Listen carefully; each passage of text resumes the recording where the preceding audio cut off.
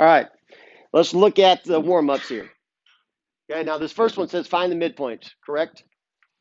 Using a compass.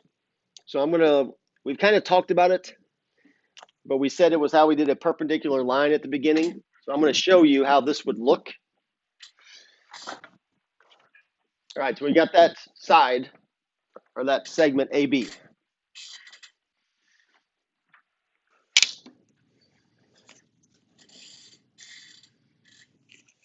Okay, like this. All right, we're trying to find the point in the middle. Now on this one, here's a couple key things.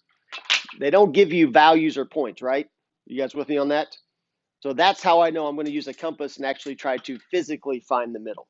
As opposed to if this was a problem where it said this was 5 and that was 10, you could add them together and divide by 2. You guys with me on that? So since this one does not tell you any points, you can find it with your compass by doing this.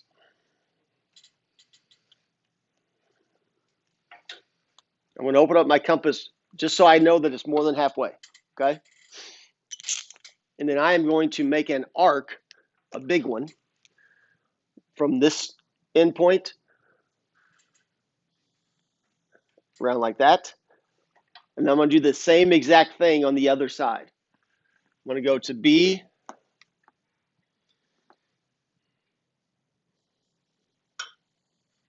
and make that arc. So let me tell you why that works. Okay, if I make this arc here like that, all of these points are the same distance from there, right? So if I keep it the same, when I do it over here, that means that these 2 points that I found, this one and this one, are right in the middle. So if I draw in this line, now this line is actually a bisector. So what we're technically doing is drawing in a perpendicular bisector, which will go through the midpoint. So now I've found the midpoint, which means this side is equal to that side. Does that make sense, everybody? Okay. On our other one, okay, they're reviewing what we learned on that last unit. Order the sides from longest to shortest. So if they give me 65 and 40, we got to find the other side by adding those two and subtracting from 180, right? So if I take 65 and 40, that's 105. So angle B is 75. So since 40 is my smallest angle, side AB, whoop, this time it said longest to shortest, didn't it? Good thing I looked at that. So this time I'm going to start with side AC because it's across from the largest angle. Then I'm going to go to BC. Then I'm going to go to AB. So they flipped it on you on that one. They said longest to shortest instead of shortest to longest. So always just make sure that we read that. All right, we're just going to fill in this next part. When 3 segments intersect at the same point, this is called a point of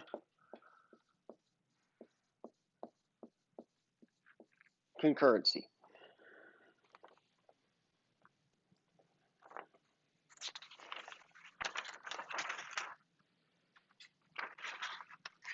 Okay, so if I draw 3 lines and they meet at one point, so as an example, I'm just randomly drawing a line here. Now that's 2 lines right now, right? Now what we're going to do today is we're always going to have 3. So if it's a point of concurrency, what that means is this line and that line cross there, right? That third line is also going to go through that same point. So that's the point of concurrency. It's the point where all 3 lines meet. Now what we're going to do today is we're not actually going to learn a bunch about each one, but we're going to do an overview of all the types we're going to learn. So it's going to be 5 things we're going to learn. There's going to be a median. There's going to be a mid-segment.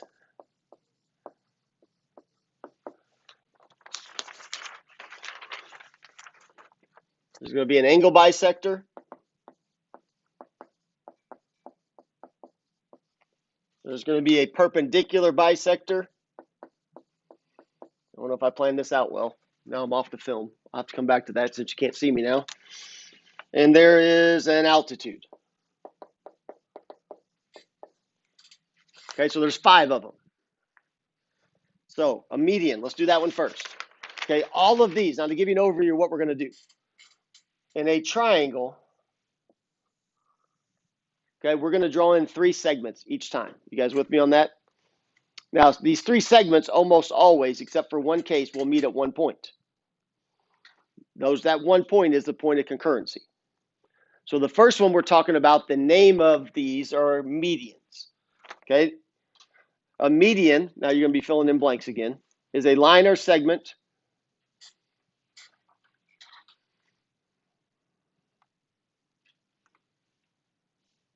from the midpoint of a triangle. I'm sorry, put vertex first. Sorry, apologize. Vertex of a triangle, so we should have probably said vertex of an angle, to the midpoint of the opposite side.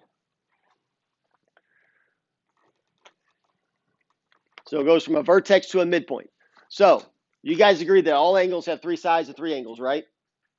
So what happens on a median, okay? Now you can freehand this in if you'd want to.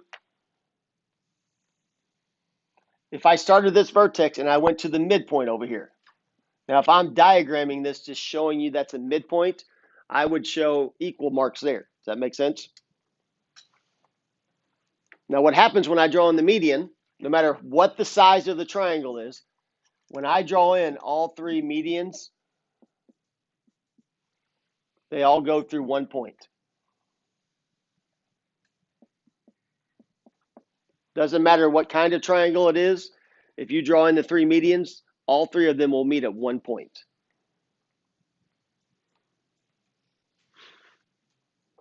Okay, so everybody got the idea. So a median goes from vertex to the midpoint. Everybody got that first? Then the second thing that's going to be important about that is the point of concurrency is the centroid. So on this picture we just drew, this point where they all meet right there is the centroid.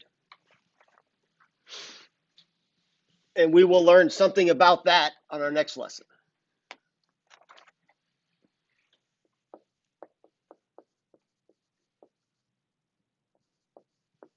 Okay, everybody good on that one? Okay, the next one is called a mid-segment. Now you might guess, if you see the word mid-segment, what comes to mind? If you hear the word mid, would you think of midpoint possibly? Okay, now we already had one that went to a midpoint, right? Here's what's different about a median and a mid-segment. Over here, we went from a vertex to a midpoint. Okay, a mid-segment is going to go from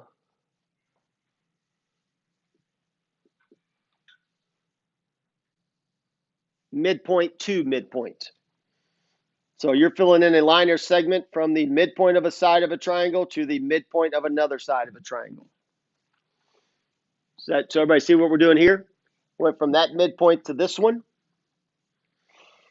Okay, here's the midpoint of this one down here. I connect that one, and I connect that one. Oops.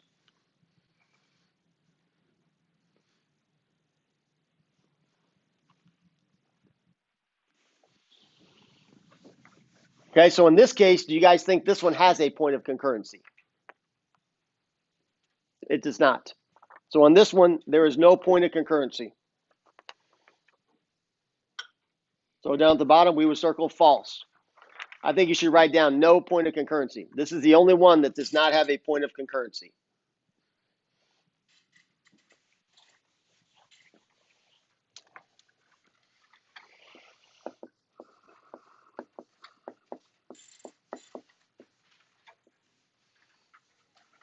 Now, I hope this one will make sense. It's kind of self-explanatory. If it says angle bisector, guess what we're going to draw in? An angle bisector. Now, here's what is important to notice about an angle bisector. Okay, an angle bisector bisects this angle.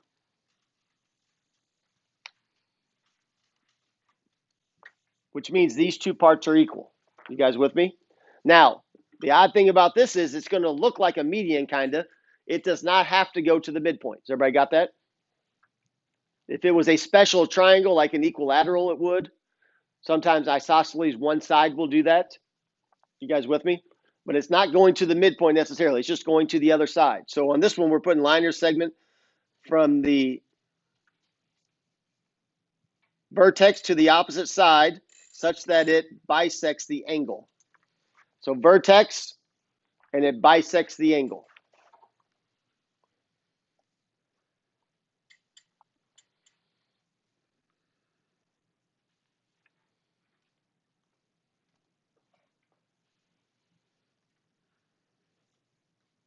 Everybody good on that? Okay, its point of concurrency, if I draw all three in, it will still meet at a point. But this is going to be a different point than the centroid. This is going to be the end center, which we'll talk more what that is later.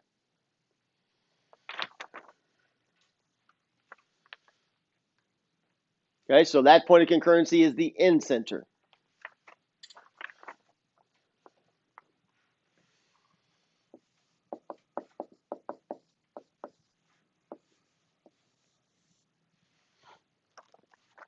Okay, everybody good on that one? All right, next one, altitude. Remember, altitude is height. That's a fancy word for height. The altitude of a mountain is basically how high you are. When I'm doing height, I have to be perpendicular, don't I? So what an altitude does is it goes from the vertex, but it is perpendicular to the other side. So our wording here is linear segment from the vertex and is perpendicular to the opposite side.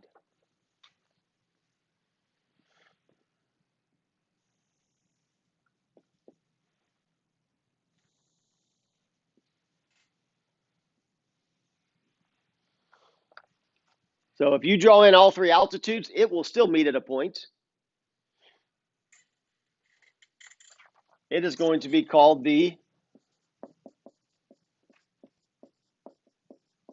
orthocenter.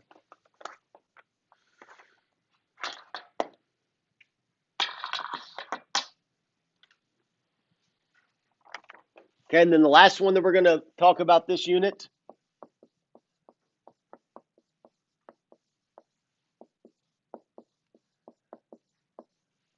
is a perpendicular bisector. Okay, so just like the word says, perpendicular is going to be 90 degrees, right? Bisector means cut in half. So what a perpendicular bisector is going to do, it's going to be perpendicular from one side, and it's also bisecting it, which means it's going to come from a midpoint. So it won't always go through the vertex. It could, but it's probably not going to very often. It has to be like a special triangle for that to happen. So if we're filling in our blanks, it's a linear segment that is perpendicular to a side of the triangle and bisects that side, which means it's coming from the midpoint.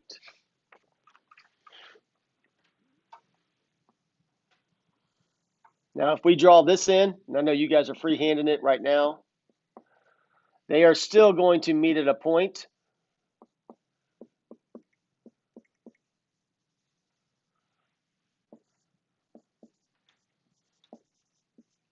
And that point is called the circumcenter.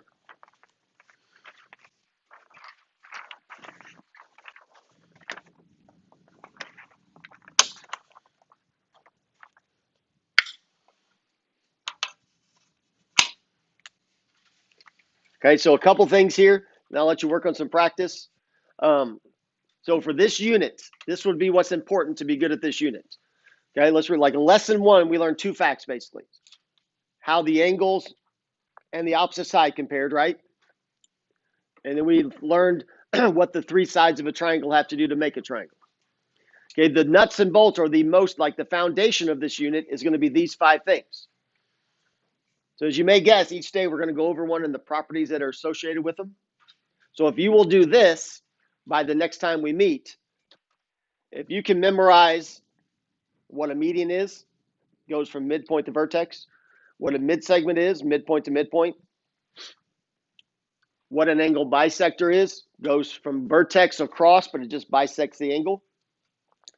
Altitude is from the vertex perpendicular perpendicular bisector, what it does, that'd be step one. That make sense? Now, step two, if you know this, this will help you, but we'll learn this as we go each lesson, what their point of concurrency is. And then each point of concurrency is going to have special properties about it that we'll have to know. That makes sense? So basically, if you stay up with each unit, that will help you a lot. If you wait till the end to try to memorize it, now you got a bunch of stuff to try to remember, okay? All right, so let's work on practice.